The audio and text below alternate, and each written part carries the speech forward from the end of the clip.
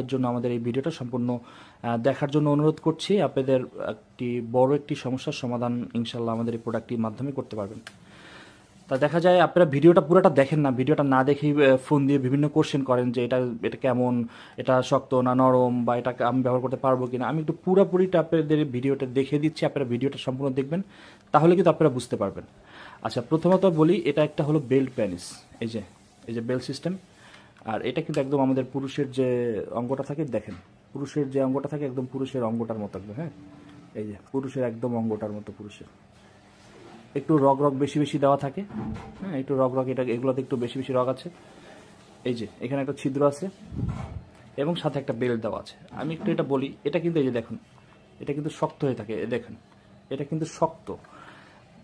এটার সবচেয়ে বড় কাজ হলো, মানে শক্ত হলেও কিন্তু এটা কিন্তু সফট, ব্যথা পাওয়া যাবে না। এগুলো কিন্তু সফট, এই যে নরম, এই দেখুন সফট। এটা তো ওরকম ব্যথা পাওয়া যাবে না।